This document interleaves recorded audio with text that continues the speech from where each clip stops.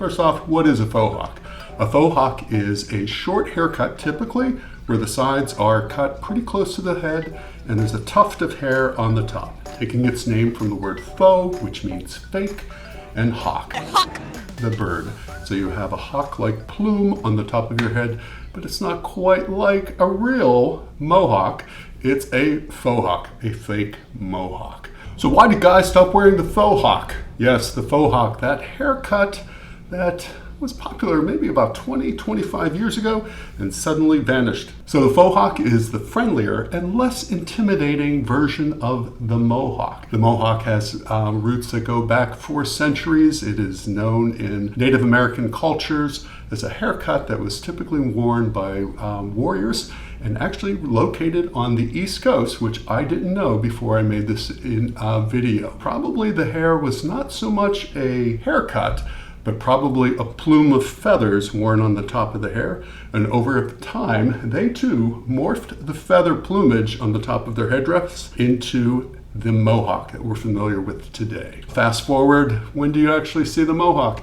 It does not really appear in fashion at all. You have to fast forward the whole way until the 1970s to actually get the mohawk in probably what we know it today. And I'm talking mohawk first, not faux hawk. In the United States, the punks would actually take direction from the Brits. The Brits exploded on the scene, the punk rockers, and they were sporting the mohawk. So what is the difference between a mohawk and a faux hawk? With a mohawk, typically the sides are shaved to skin, and there's a band of hair left on the top that can be anywhere from about 4 inches from temple to temple, going the whole way back to the base of the neck, or actually pretty slim, a 1/2 inch wide, anything in between, and that goes down the center of the scalp. A lot of times the hair is actually put up with the aid of hairspray or gel, dried in place to get that very familiar comb that we are familiar with today. The mohawk made a little pop culture reference in the United States in the 1976 movie with Robert De Niro, Taxi Driver, where he sported a mohawk, and it was quite the presence on the silver screen. That mohawk then slowly morphed into the faux hawk. You actually saw people in the 70s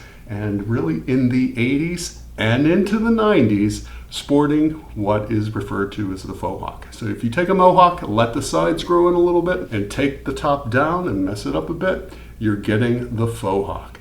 Lots of guys were wearing it, from sports figures to pop stars to movie actors. Everyone seemed to be wearing the faux hawk. I have worn the faux hawk myself. It is actually a very easy haircut to style. It's a very easy haircut to get because you can take basically a conservative businessman's haircut, like I'm wearing, and turn it into a faux hawk with some styling paste, some gel, and some hairspray. So it's an easy haircut. And so that's why I think it was quickly adopted at the turn of the century by the masses. Kids in high school, kids in college, there were lots of young boys sporting the faux hawk at the turn of the century. Examples of sports stars, we have Ronaldo, we have David Beckham. Actors, we have Ian McGregor sporting it a lot. Why did the faux hawk go away if it was so easy to style and so many guys were wearing it? Like a lot of hairstyles, once it gets popular, the people on the top, those style trendsetters, stop wearing it, and the masses follow suit. And that happened with the faux hawk. And what I think killed it, with a lot of other haircuts, and I'm thankful for it, the barbershop haircut. Guys returned to a cleaner look with the hair. Made popular by hipsters and made popular all through the 20-teens.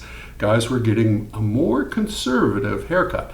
It looked radical at first, but having a barbershop haircut was initially a more radical approach, and it actually then killed the faux hawk. In researching this video, I found a ton of articles, current 24-25 articles, and Pinterest boards, and just general information galore about how the faux hawk is poised to make a comeback.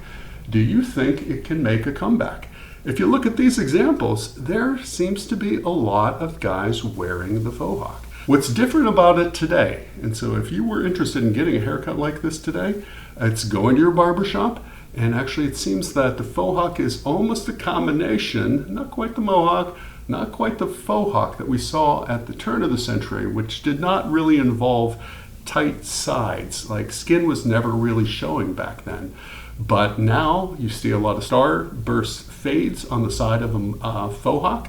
You see much more detail, obviously achieved by going to a barber. I think it's actually a very flattering haircut.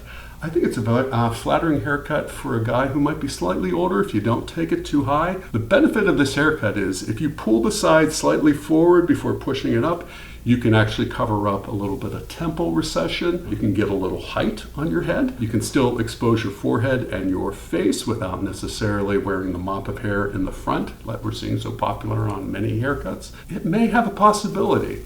And once again, like a lot of haircuts, it'll take college guys. It'll take those high school guys who are sporting a particular haircut now to change quickly, and it's probably going to take a star to do it. Someone in sports, someone in film is going to make a big move and change the direction of hair. We don't know who it's going to be. Will it be David Beckham, for example? Or maybe one of his sons? We don't know.